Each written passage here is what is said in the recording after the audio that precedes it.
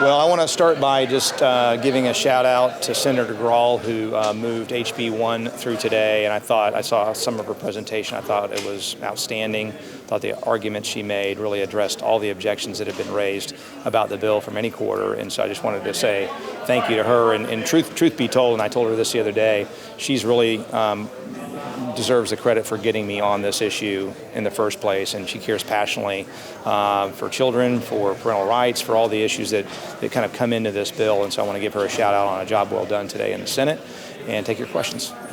The governor proposed some tax breaks on insurance premiums, and I noticed they weren't in the tax package. Why was that? Well, this is a starting point, and we'll still continue the conversation. We don't have opposition necessarily to finding a way to give homeowners, I think probably homestead, people that are in a primary residence, a break. And so it's something we can look at as we go forward, but it's not currently, you're right, it's not currently in our tax package. We'll see what the interest level is among the House and Senate, and obviously talk to the governor about what that might look like. Are there any logistical problems with doing just a 1 year and only for some people break to property insurance premiums? To just do it 1 year? Well, I mean, yeah, if you don't do it the next year, then that goes away, and that's a slight bump up. And so I think the idea there would be to take the pro side of that argument is that we do believe that we're starting to see directionally positive signs, but not yet in premiums. And so if that's a year out and we can give some relief to people today, then that would be something we would look at. But your point is one of the reasons why you might want to pause and think about it a while about whether that makes sense, unless you're going to just say we're going to do that in perpetuity. And there's, depending on how you structure it, it could be a lot of money. I guess what I was getting at is, if you do that, how do you also require the rates to come down? Like, you know what I mean? Oh, yeah, no, and that's another point of discussion. You're right. That's another point of discussion. We're not going to hand it off to an insurer to absorb that. It would need to be, we would want some comfort that it's going straight to the consumer, straight to the policyholder, for sure. So that's another piece of conversation that we can still have during the remainder of session, but it's not in the tax package now because we need to have all those conversations. You've identified about Live Healthy, yeah. if I may. Sure. I know a week ago, the House amended its bills to reflect the Senate spending levels, and now maybe I'm beginning to hear that are you beginning to re-examine those spending levels, and with an eye on maybe adjusting them downward, or? No, I mean, I think the conversation we've had, and the Senate President has said as well, is that, we need to make sure that on the trajectory we've been on through COVID with massive revenue increases, I mean, the state's never been in better shape. That's the good news.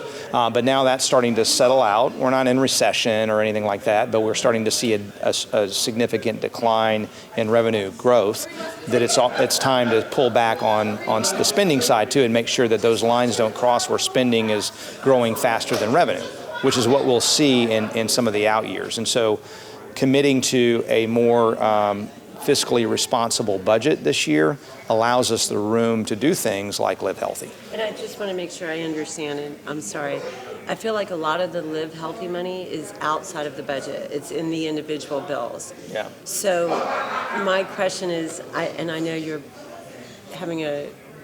taking a certain look at a more reserved budget, but on the spending side in those individual Live Healthy bills, are you looking at adjusting the spending amounts in those bills? No, I mean, I think we're looking at making sure the overall budget, and by overall, I mean front of the bill, back of the bill, beside the bill, whatever's going out the door is the budget. Including yeah, everything that's in any bill, that's the budget. In my view, I don't think there's any. That's how everybody else budgets in the world, and so I think that's how we should budget. So we should look at that total number relative to where we were total number last year. And obviously the population's grown, Medicaid rolls, or schools. I mean, there's things that with a growing population that are going to naturally grow the budget, but we still need to start restraining our growth in spending in a way that allows us to do things like Live Healthy, that are intended to make healthcare better for Floridians, and yet not let spending get away from us. But we're going to be looking at the total budget picture, and that's an important part of the discussions that we've had regarding Live Healthy. Is we need to land in a good place overall when the budget's done, back of the bill, front of the bill. Well, speaking of the budget and budget conforming bills, a budget conforming bill that the House passed out got a little bit of a rough reception today over in the Senate. And in fact, Senator Blasingoli called the bill related to the compensation of the governor and the cabinet officials. He called the bill offensive and said he would be a hard no on that bill if it came out of conference. I just wanted to know if you had any, and there were some other senators who also expressed reservations about the bill. I mean, we'll hear from everybody and see what happens. Many are called, few are chosen. So we'll see what happens with the bills that are out there. I mean, obviously we've gone through subcommittees and now big committees are going to meet for the last time here soon. And so a lot of bills will be dying, and then the bills that are still there, some of those won't make it. So we'll see how people feel about it. Can you give a little bit more explanation about why that amendment in the Senate on HB1? What does that do to make it more legally tight, or how does it? Which amendment? Well, the main the amendment that Senator Grahl put on HB1 today.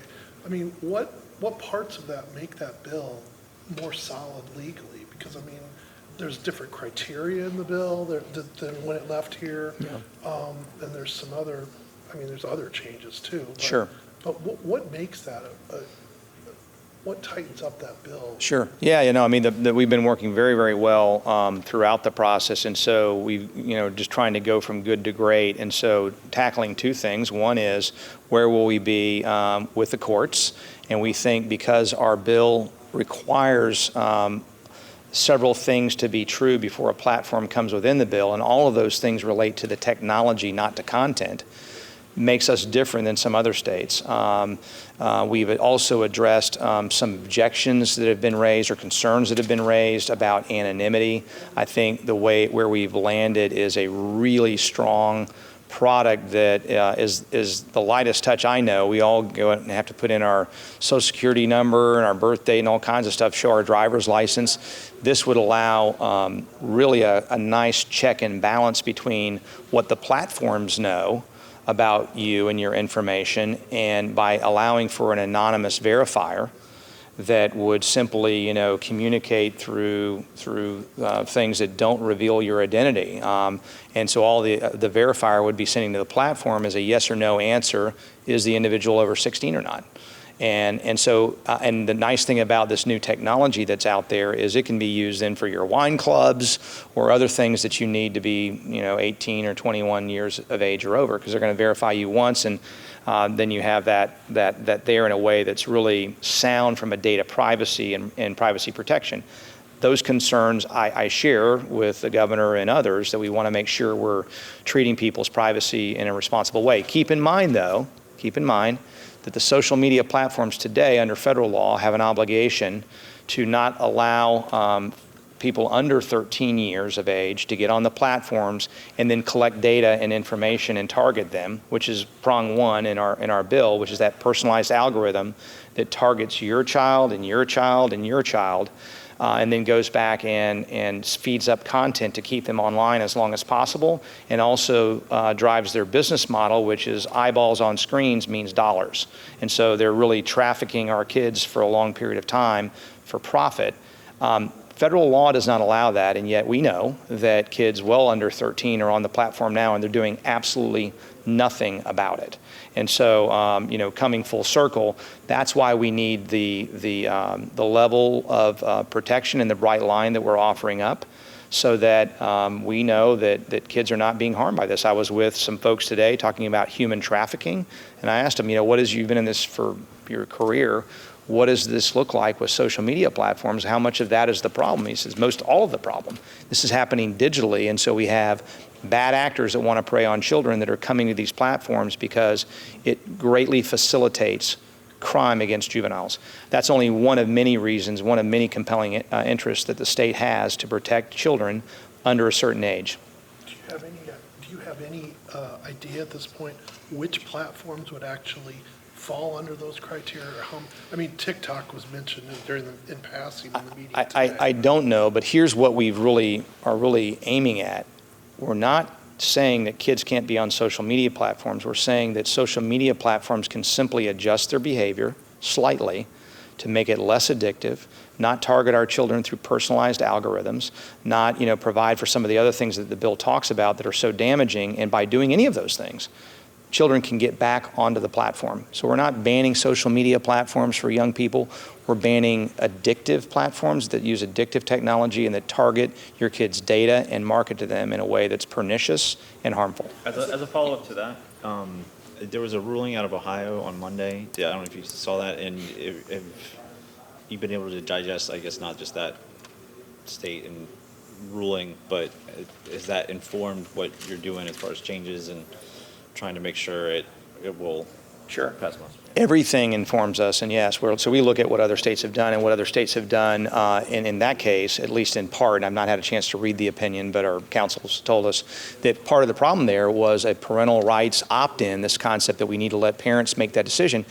If the technology is addictive and harmful, then it's like poison. Parents don't get a choice to give their kids poison. Cigarettes, alcohol, getting behind the wheel of a car, getting married at 12 or 13 or 14. It's considered harmful enough that if you give a parental opt-in, it's totally inconsistent, and so you get into a situation where you're under-inclusive constitutionally, so it does create, in fact, a constitutional problem.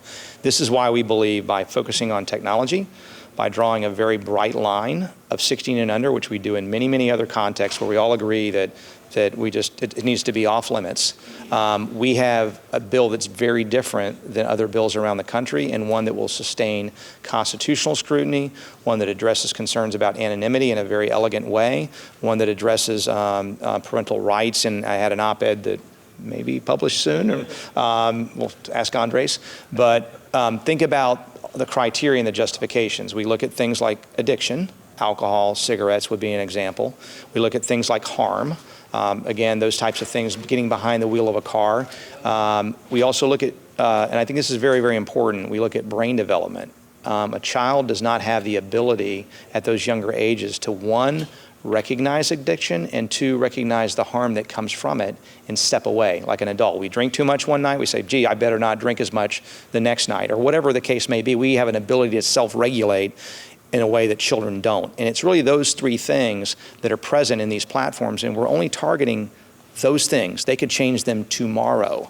And the CEO of Pinterest has said, look, we're looking at this and we realize it's harmful. We're going to create a safe place for kids to operate on our platform. That's all they have to do. So we're not eliminating social media platforms. We're eliminating the ones that want to use the addiction of children as their business model. Can I get you to comment very quickly on? And can I say one more thing about the parental rights piece of it? The other reason those three justifications that apply to cigarettes and alcohol, where we just say, look, parental rights is not part of it, is that it's either impractical or likely impossible for parents to have meaningful supervision over this content. You look at a book, a movie, a song, it's fixed, it's static. You can look and say, you can listen to these songs, but not that explicit song that says explicit, or a rated R movie. We agree, I agree, it's a parental rights issue. If you want to let your kid watch a rated R movie, that's up to you. Or you may say you can't watch it, you can watch it, we're going to fast forward past this, but it's static, okay? And I can look at it and say, no, not this one, or yes, this one. Social media with the platforms they're using, personalized algorithm, they're always one step ahead of a kid, they're always one step ahead of a parent, making sure that your eyes never leave that screen as much as possible. And we see a direct correlation between the hours online and the harm to these children. And so whether it's the 57% that have persistent hopelessness and loneliness, or the 41% that last month, these are high school girls, had mental health issues, or 30%, a third of high school girls that have contemplated suicide, this is a crisis. This is a big problem, and it's coming from that addictive technology. And so we're targeting that. We're staying clear of content. Content is content, and we're staying well clear of that. But we've given the reasons, and I've given them to you now, as to why kids need to be off these platforms that are addictive, and why parental rights, as much as I believe in it for many things, just can't apply here. For the same reason it doesn't for cigarettes or alcohol or getting behind the wheel of a car. Is a kid's reflexes better at 14 or 15 than some of us? Absolutely. But they don't have the judgment to say, I can beat this car when I pull out in front of them, right? Then Andrew? We know that. Thank you. If I could just get you to comment real quickly on some tort issues, sovereign immunity. There's no such thing. I don't know if the sovereign immunity bill, if if you want to declare that dead, the third-party financing, and then, of course, there's some ALF proposals. So can you kind of, Yeah. where is toward? The members are going to decide where those go. I think, if you're asking my personal opinion, I support something on sovereign immunity. I think that the government shouldn't have a right to hurt your kid in a negligent action, and there's no recovery, whereas a private sector company can hurt your kid and pay reasonable compensation. So that's where I am. I personally am on sovereign immunity, but it's up to the members to decide whether they want to move that bill to final passage or not. I know Representative McFarland has that here in the House, and then the other bills, same thing. And so we'll see where they go. Do you have a feeling about how the bill got tied to third-party financing? Like, it's a separate issue, and it feels like there was an attempt to tie it and make it a train. No, I don't think that. I think it's the normal jostling with the beautiful thing about this process. What I love about our membership is everybody's got ideas and they're sharing those. And ultimately, I do believe the process works really, really well to go from good to great or to kill bad policy. So that was part of that discussion. And litigation finance, in that bill did not make it. And so I don't know that it makes it. And so the question is, then, do the members want to hear a sovereign immunity bill by itself and move that to passage? And so I'll be interested to see how that turns out. Thank you. Yes. I was curious, why combine HB1 and HB3? Is it just a logistical issue, or just to get it, because you have to hear it again in the House and Yeah. passing it? Or? Yeah, no, it's a little logistically easier. We really started out with that bill together. And, we thought, okay, we can separate this out, give members, and Representative Tremont, Representative Oberdorf did a fine, excellent job on HB3. It's just easier logistically. And some of the anonymity issues, I think, they're the same, really, with respect to protecting anonymity, which we want to do, but also verifying it. Because, again, the purpose of that bill is, it used to be a lot harder for a young kid to get a hold of hardcore pornography, and now you just have to say, are you over 18? Yes. That's not age verification. And so we want to have it in a meaningful way that still protects the anonymity of people, but keeps people that are too young to see that kind of stuff. When they're adults, they can do whatever adults want to do. You've got the gaming compact. Looks like a deal's been worked out with the environmental spending. I guess, what's the thinking? There's $150 million for the water management district down there, that's general revenue. Why is that added to that? Well, it's an environmental issue, and they have significant environmental issues. It's something they've asked for. We put it in there. But I think the bill overall is an example of a great working relationship with the Senate president and the Senate in general. You have members on both sides of the aisle in both chambers who are very committed to a great environment in Florida, and this is additional dollars that will support that in ways that are important. All the categories that are in that bill in their own right are critically important to the state, and I applaud President Pasadomo and our partners over in the Senate and the sponsors of those bills for working on a really great product. It was mentioned the governor's office had a hand, I guess, in the negotiations, or? Yeah, sure. We talked to the governor about stuff here at various Thanks, Paul. times. Thank Yep, you. thank you.